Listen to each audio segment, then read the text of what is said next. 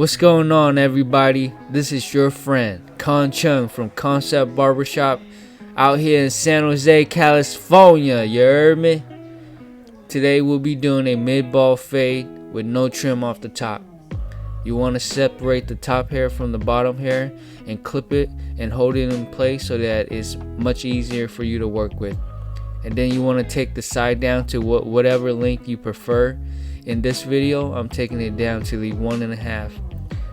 I'm using the comb to separate the longer hair from the shorter hair so that I don't keep pushing his hair up.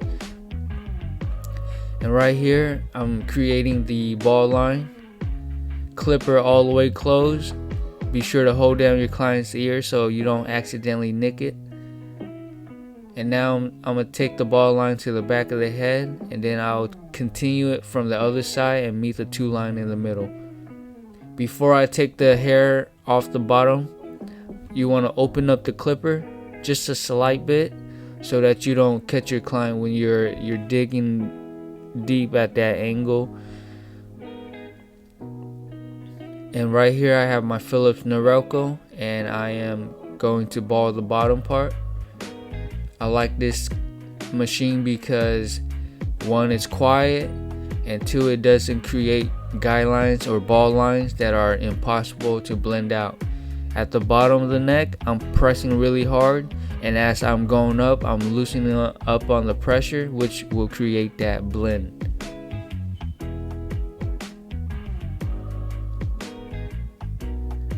Now I'm going to take the length down from his hairline to a number 1. Again, use the comb to separate the longer hair from the shorter hair. You want to take your time and you want to be precise when you're doing this because you don't want to keep pushing his hairline higher and higher. And now I'm going to go straight into the lineup. I start right in the middle and I go towards the side that is higher. And in this case, to our left, his hairline is higher, so I'll create that line first, and then I'll go back to the middle and match it on the other side. And you want to take your time with this. What I'm doing is I'm cutting, I'm dabbing a little bit at a time.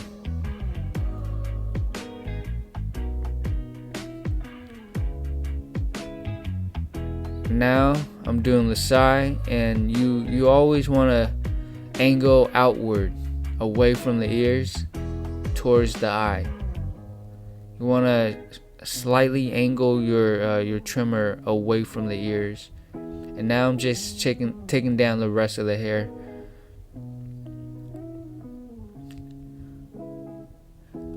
I'm going to create my first guideline with the clipper all the way open.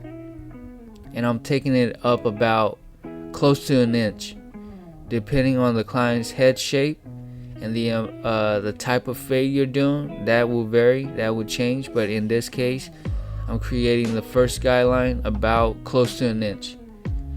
And as I'm near the lineup, I'm starting to loosen up on the pressure just to create that slight blend.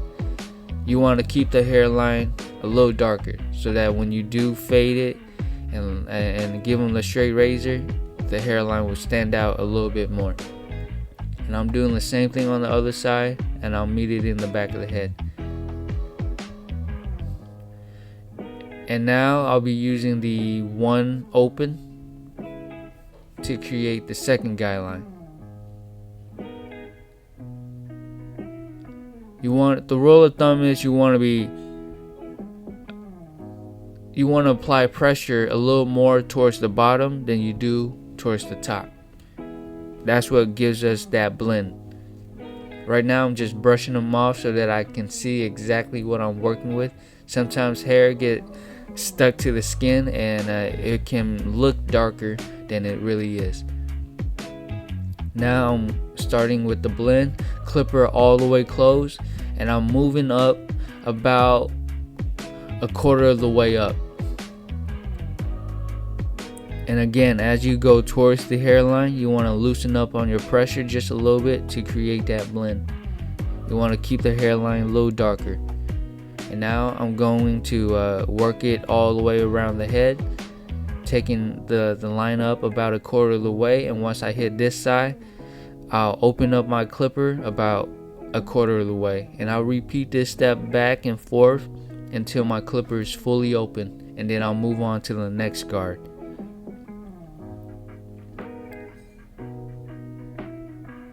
You have to gauge yourself, and you have to know that by the time you hit that second guideline, your clipper should be fully open. So however time you want to open your clipper, just gauge it, and just know that whatever amount of hair left you're working with, by the time you hit that second guideline, your clipper should be fully open.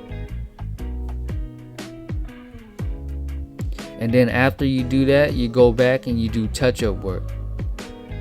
I prefer to do my touch-up work one guideline, one guard at a time, because this way you'll remember what guard you were using.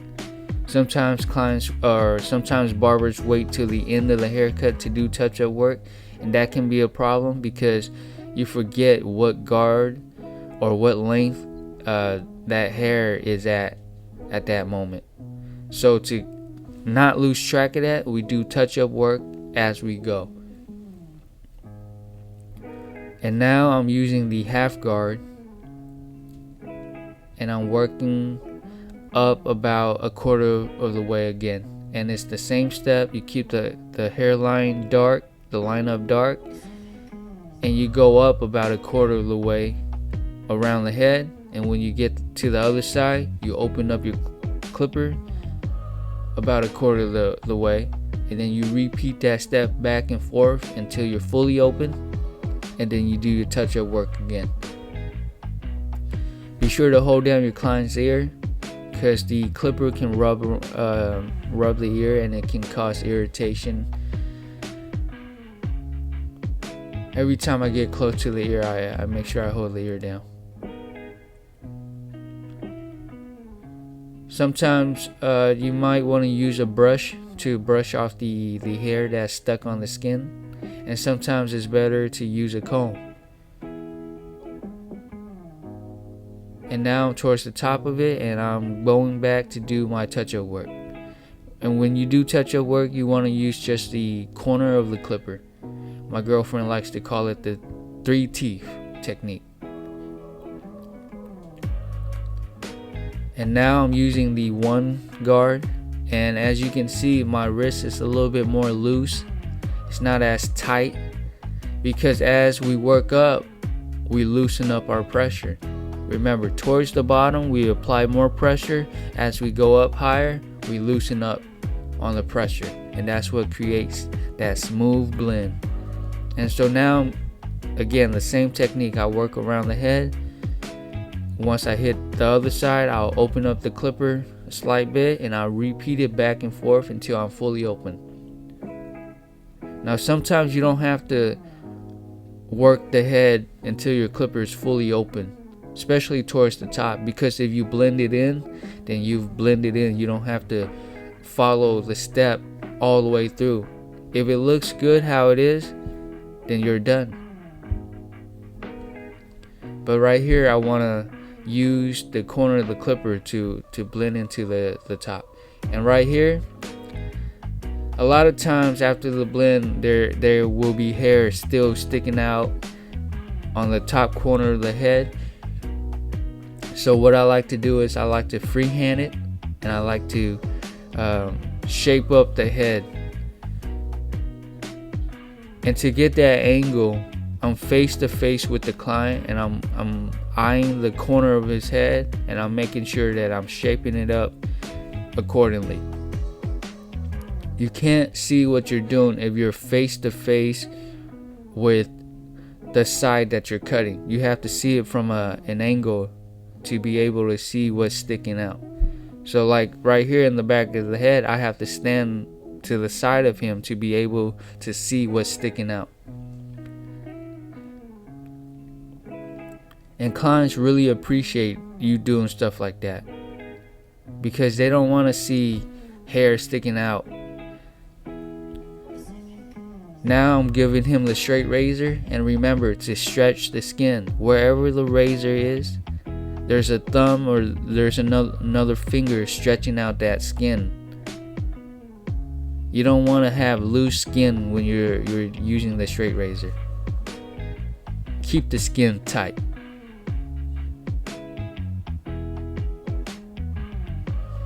Thank you, guys.